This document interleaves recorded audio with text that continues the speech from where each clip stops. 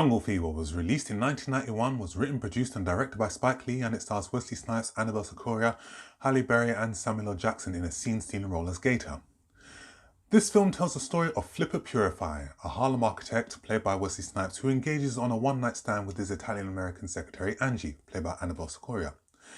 And we get to see the reaction and the consequences from both of their respective communities. As always guys, thanks for supporting this channel. Please keep on supporting it. Hit that subscribe button so you can follow this channel. Hit the alarm bell as well so you can get notifications from me when my video is going to be uploaded. Give this video a like as well. Spike Lee is one of my favourite directors, bar none. His work has been consistent. He's never done a dull project and it has always been entertaining. And he has never been afraid to hit a subject head on and put it in the faces of the masses. And in this time he tackles interracial relationships. Spike is known for his incredibly rich dialogue. And his work is timeless. And what makes his work so important is the fact that what he writes about in one particular time will be so relevant for today's times. And that is no different with Jungle Fever. So when Flipper has a discussion with his wife, played by Lynette McKee, about Flipper's preference for light-skinned women over darker-skinned women and that he has a complex about colour, that is something that is still relevant in the black community. And this is what makes Jungle Fever and Spike Lee such a relevant artist today, because he will not only talk about black and white relations and the friction between the two, but he will also talk about our own friction within our own internal community. So when he talks about preferences that Flipper has, i.e. lighter skin over darker skin, that is something that he also covered in his previous work, School Days. There was one particular scene in Jungle Fever where Flipper's wife has her friends over because they've all found out about Flipper's cheating. And Spike allowed these women to ad-lib and just improvise, and they just went in. And the dialogue was just so rich and captured so many hurtful truths about what goes on in our own community, especially from the black woman's perspective, that it was just so relevant. And Spike Lee also captures the consequences that happens to both Flipper and Angie. So when Angie's friends both discover that Angie is having an affair with a black man, when she comes home to her father, he beats her up and tells her that I didn't raise you to do this. And he kicks her out of the family home. Flipper is ostracized by his wife and ostracized by his father as well. Another honest scene is where we see the film debut of a young Queen Latifah in a soul food restaurant that they're dining in. She's actually one of the waitresses and she is purposely avoiding Flipper and Angie. And when she actually goes to serve Flipper and Angie, she has an attitude and she says, you know what? I'm tired of fake Thai brothers like you coming in here. I can't believe you brought her stringy ass in here to eat. And it was just so brutally honest. And that is something that still happens in today's times. Maybe it's not said verbally, but in the subconscious it is thought. Spike's films have one common theme in them. From Do the Right Thing to Mo Better Blues to Jungle Fever, there are always subplots within the film. You've got one main storyline and then you've got sub-storylines. So in Mo Better Blues, you had Bleak Gillingham, played by Denzel Washington, trying to deal with two women. Another sub-story was Giant, played by Spike Lee, trying to deal with his gambling addiction. And another sub-story was Shadow, played by Wesley Snipes, trying to form his own band. In Jungle Fever, this is no different. We see a subplot involving John Tuturo's character, who is fond and attracted to Tyra Farrell's character.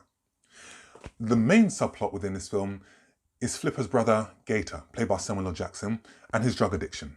Samuel L. Jackson nailed this role because he was actually coming out of rehab, and he actually was addicted to crack cocaine, heroin and alcohol, and he thought that this was a perfect release for him to play Gator.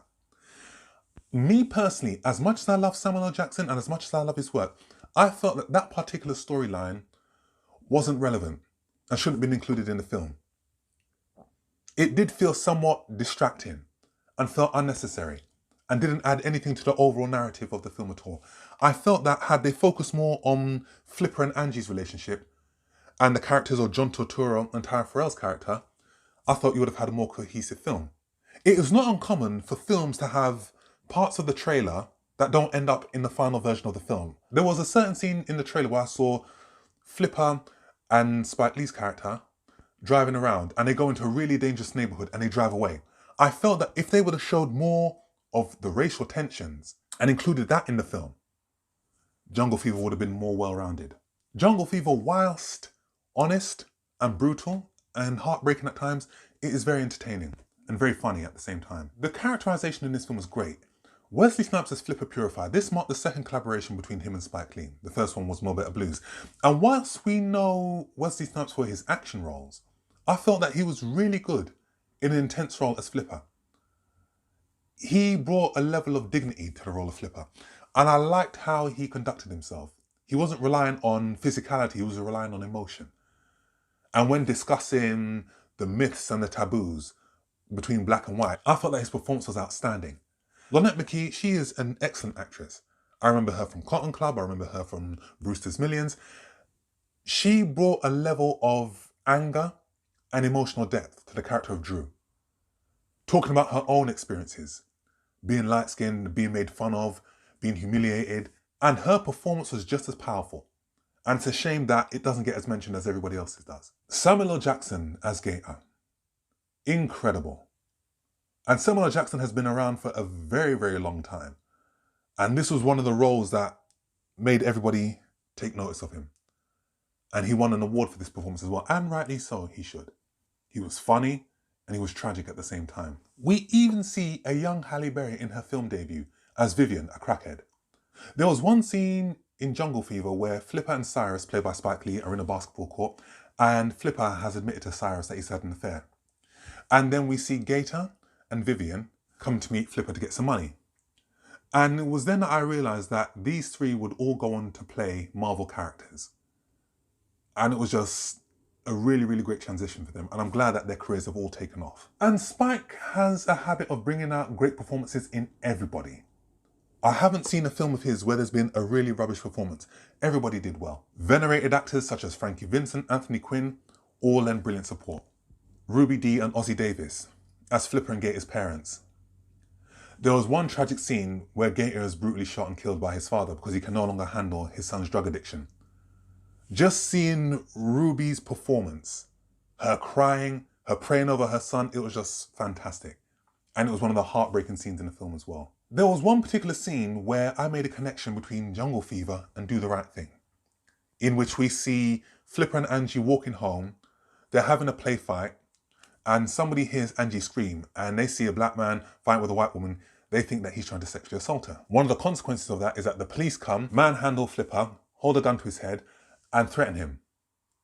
Those same police officers that did that were the same two police officers that murdered Radio Raheem in Spike Lee's film Do the Right Thing.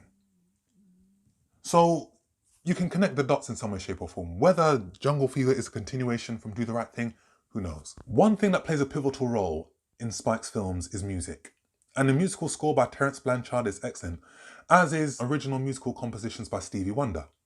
The ending of Jungle Fever is open to speculation. When we see Flipper walking out in the street and a young crackhead says something to him, he holds her to him and he starts screaming.